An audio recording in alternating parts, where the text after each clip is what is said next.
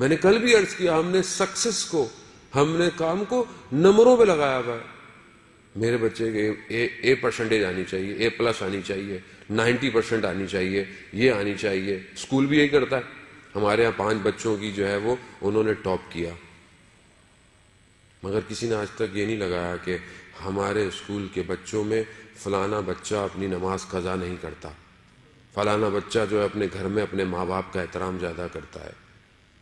کہ ہم خود اس نبی کے ماننے والے کہ جس نے یہ کہا کہ مجھے مبعوث کیوں کیا گیا، انما، یعنی حصار کر رہے ہیں رسول خدا، یعنی اس کے علاوہ کوئی نہیں ہے، کہ مجھے جو مبعوث کیا گیا صرف اور صرف مکارم اخلاق کے لیے، صرف اخلاق کو تمام کرنے کے لیے، کمال تک پہنچنے کے لیے مجھے مبعوث کیا گیا.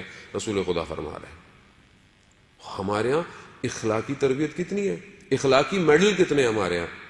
اسکول میں میڈل ہیں اخلاقی کہ بچے کا رویہ دوسرے کلاسوں میں بچوں کے ساتھ بہت اچھا ہے. گھر میں ہم نے کبھی اپنے بچے کو ایسا گفٹ دیا؟ فیملی میں ہم بھی چوڑے کی خوش کس چیز پہ ہوتے ہیں؟ میرے بچے نے ٹاپ کیا ہے، میرا بچے کو فرسٹ ہوا ہے، آج یہ آیا ہے. اور ماں باپ اتنے ظالم اور جابر بن جاتے ہیں کہ تم فرسٹ نہیں آئے نا، سیکنڈ نہیں آئے نا، تو میں تمہاری ہڈیاں توڑ دوں. وہ بیچارہ بھی ساری زندگی یہی کرتا رہتا ہے کہ یہ 1 2 3 کی لائن میں ہی لگا رہے. اس کو انسان بنائے، اخلاقیات پیدا کرے، اس کو درس دے اخلاقیات کا، اس کے اچھے عمل پر اس کو تحفہ دے. چھوٹی بچی حجاب کر لے تو بعض پاکستانی معاشرہ ہے، کیا آپ چھوٹی بچی کو ابھی سے عادت ڈال رہے ہیں؟ آپ کو اسے ایوارڈ دینا چاہیے کہ وہ ابھی سے اس بات کو اپنے لیے، چاہے عادتاً ہی صحیح، اپنے سر پر حجاب رکھ رہی ہے. وہ ہماری بچی تھوڑی سی پاکستان جاتے تو کہتے ہیں کیا آپ نے ابھی سے چھوٹی بچی کو مولانا صاحب اس پہ لگایا ہوا ہے؟ تو مجھے اس کو جہنم کی آگ سے بچانا ہے، مجھے آپ کو خوش نہیں کرنا عزیزان، مجھے اپنے پروردگار کو خوش کرنا ہے. تو ہم کتنی تربیت اپنے معاشرے کی اس سے کر رہے ہیں، اخلاقی تربیت. 2 چیزیں ہیں، ایک احسن اخلاق ہے اور ایک مکارم اخلاق ہے، یعنی حسن سے ہے. انسان اپنے اندر اخلاق سے، عزیزان محترم، اخلاق ہی کی سب سے بڑی قیمت ہے. آپ جتنے بڑے ہو جائیں لیکن اگر آپ اپنے عمل میں جھوٹے ہیں، آپ اپنے وعدے میں، آپ اپنے کام میں کھوٹے ہیں، کوئی آپ کی قدر نہیں کرے گا. آپ جتنی نماز سجدے کرتے رہیں، بقول جو بہت درویش تھے اشفاق احمد پاکستان میں، وہ کہتے تھے کہ مجھے میرے والد کہتے تھے، پتر اگر دل صاف نہ ہو تو ماتھے پر نماز کا نشان نہیں، داغ ہوتا ہے، داغ ہے. جب آپ کا دل، آپ کا عمل ہی صحیح نہیں ہے، آپ ہزاروں رکعتیں پڑھ لیں لیکن آپ اپنی بات میں سچے ہی نہیں ہے کسی مومن کے ساتھ، چاہے مومن نہ ہو، انسان ہو، کوئی اور مذہب کا ہو، اس سے تو آپ کو زیادہ صداقت سے کام کرنا ہے تاکہ آپ کو دیکھ کر وہ اسلام کے چہرے کو پہچانے گا. لیکن ہم کہتے ہیں مولانا تو مسلمان نہیں تھا، کیا اس کے پیسے کھا گیا تو کیا فرق پڑتا ہے.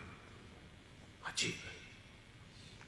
وہ رسول کے ماننے والے جس کو کفار قریش اور مکہ اپنی امانتیں دیتے تھے، جبکہ جانتے تھے کہ یہ اپنے پروردگار کی عبادت کرتا ہے، ہمارے بتوں کی عبادت نہیں کرتا، پھر بھی امانتیں دیتے تھے.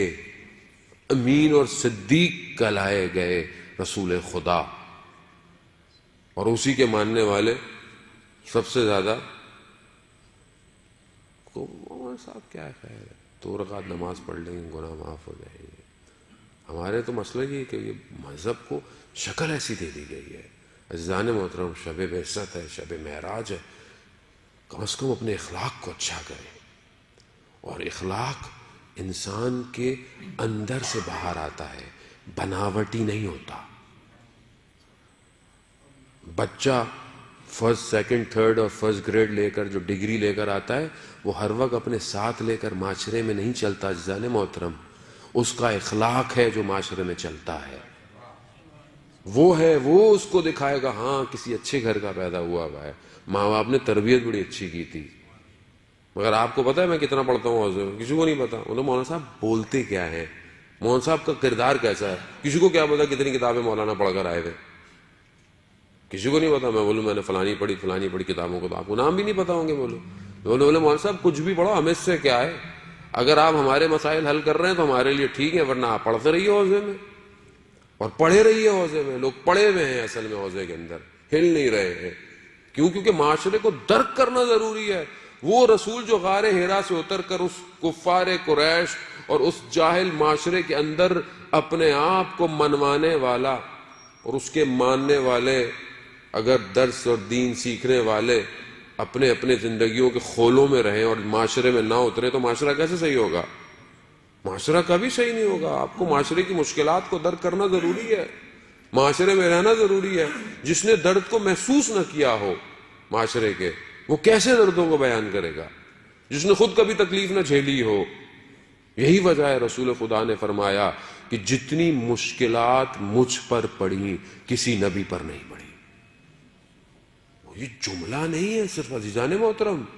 آپ کو پتا ہے بنی اسرائیل کے بین طلوعین کئی سو انبیوں کی گردنیں کاٹ دی گئیں، انبیوں کو آروں سے سر جدا کر دیے گئے، مگر رسول کیا فرما رہے ہیں کہ جتنی مشکل مجھ پر پڑی کسی نبی پر نہیں پڑی. یا رسول اللہ، کیسی مشکلات تھیں آپ کے اوپر؟ لہو لوہان ہو گئے، شہروں میں گئے، شہر طائف میں گئے، لہو لوہان ہو گئے. فرشتہ آ گیا کہ اجازت دے تو پہاڑوں کو اس آبادی کے اوپر نہیں، شاید کوئی ایک ہدایت پا جائے. یہی ہوا. وہ ایک یہودی آیا اور اس رسول کے ماننے والے، اور ذرا سی کسی سے ناراضگی ہو جائے تو ہم تو اس کی جہنم خرید لیتے ہیں فوراً. ذرا سا کوئی گاڑی آگے سے تیزی سے گزر جائے تو اس کو ہم قبر تک پہنچانے کے لیے جو ہمارے پاس الفاظ ہوتے ہیں ہم استعمال کرتے ہیں. جانے محترم کس رسول کے ماننے والے ہیں ہم؟ کیسا اخلاق ہے ہمارا؟ جب تک ہم اپنے وجود سے مثبت انرجی نہیں پروڈیوس کریں گے، جب تک ہم پازیٹیو وائبس نہیں کریٹ کریں گے، معاشرہ صحیح نہیں ہوگا. اور ہم معاشرے کو صحیح کرنے کے لیے پیدا ہوئے ہیں، نہ کہ میں اپنے خول میں زندہ رہنے کے لیے. میرا اپنا گھر اچھا ہونا چاہیے، مجھے کیا باغی جلتا رہے.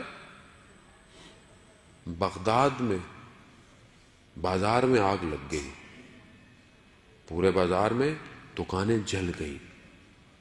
ایک شخص کی دکان بچ گئی. اسے کہا کہ سب دکانیں جل گئی مگر تمہاری دکان بچ گئی ہے.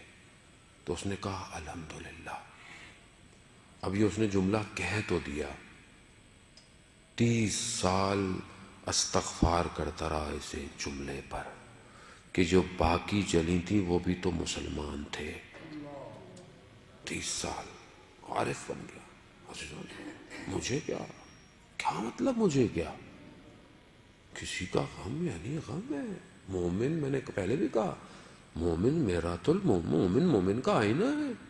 مگر رسول خدا کیوں اترے غار حرا سے نیچے؟ کہ معاشرے کو پروان چڑھائیں. جاہل معاشرہ تھا، بیٹیوں کو زندہ دفنا رہا تھا، کعبہ کا طواف عریاں لباس سے کیا جاتا تھا، کیا کیا رسمیں تھیں اس زمانے کے اندر. رسول خدا نے اس معاشرے کو اس قابل بنایا کہ پھر مدینہ میں پہلی اپنی حکومت کو قائم کیا اور دور تک اسلام کے پیغام کو پہنچایا. اس میں کس کا کمال ہے؟ میرا آپ کا کمال ہے؟ یہ اس رسول کا کمال ہے کہ جس نے اپنے اخلاق سے اپنے اس خدا کے پیغام کو دنیا تک پہنچایا. آج آپ پوری دنیا میں دیکھ لیں، جو ٹائم زون ہے، ہر تھوڑی تھوڑی دیر بعد پوری دنیا میں اذان ہو رہی ہے، اشہد ان محمد الرسول اللہ، صلوات اللہ صلی علی محمد وعلی محمد. خوب یہ رسول کا کمال ہے. خوب اس کو اپنے گھر میں پیدا کریں. عزیزان محترم، اپنے بچوں کو اخلاقی تربیت سکھائیں. ٹھیک ہے دنیا جہان کی چیزیں پڑھائیں، ضروری ہے، میں نے کہا پڑھنا ضروری ہے، لیکن بچے کو بیٹھیں کہ بیٹا بزرگ سے ایسے بات کرتے ہیں. لیکن بچہ جب مجھے خود کو دیکھے میں فون پہ اپنے بھائی سے بدتمیزی کر رہا ہوں، اپنی بہنوں سے بدتمیزی کر رہا ہوں، اپنے ماں باپ کی میں قدر نہیں کرتا، تو بچہ کیا سیکھ رہا ہے میرے سے؟ پھپھو کا فون آئے تو ماں کہتی ہے بیٹا پھپھو کا فون ہو تو اٹھانا نہیں، کاٹ دینا. یہی ہے اب آپ بولیں گے مولانا صاحب آپ کیسی باتیں کر رہے ہیں؟ میں نے پہلے بھی عرض کیا میں مارچ سے نہیں آیا تھا، میں اسی قوم میں معاشرے میں رہتا ہوں، فون کاٹ دو۔ وہ بچہ گیم کھیل رہا تھا، اس نے فون کاٹ دیا۔ یہ تربیت ہم دے رہے ہیں اپنی اولاد کو، یہ تربیت دے رہے ہیں۔ جب میں اپنے والد کی عزت نہیں کر رہا تو کل وہ میری عزت کرے گا؟ بچہ نہیں کرے گا۔ اور حدیث میں ہے کہ باپ کمرے میں داخل ہو، کھڑے ہو جاؤ، کھڑے ہو جاؤ احترام میں باپ کے۔ میں کتنی دفعہ کھڑا ہوتا ہوں، ہم بولیں بہت سارے ان کے والد سے آج رہتے نہ ہو، وہاں رہتے ہو، کتنا میں فون کرتا ہوں، کتنا میرے اندر تشنگی ہے عزیزان۔ جب تک میں احترام نہیں کروں گا، میں نے اپنے بچوں سے خود سنا کہ جب ایک آدھ دفعہ میں نے ذرا سی اونچی آواز میں فون پہ بات کی، میری بیٹی خود میرے پاس آئی، کہتے ہیں بابا ایسے دادو سے بات کرتے ہیں؟ میں خود شرمندہ ہو گیا شدید، صحیح کہہ رہی ہے، ایسے بات کرتے ہیں، یعنی وہ تربیت لے رہی ہے، وہ کل کو وہ ایسی بات کرے گی۔ عزیزان محترم، یہ اخلاق نہیں ہے۔ رسول کا اخلاق ہر کافر منافق سب کے لیے ایسا تھا کہ سب کو سمیٹ کے رکھا رسول نے، چاہے کوئی کچرا پھینکتا تھا، چاہے کوئی برا بھلا بولتا تھا، جب فتح مکہ کیا سب کو معاف کر دیا۔ ظرفیت چاہیے، انسان ایسے ہی ہونا چاہیے رسول کی ذات کو دیکھ کر۔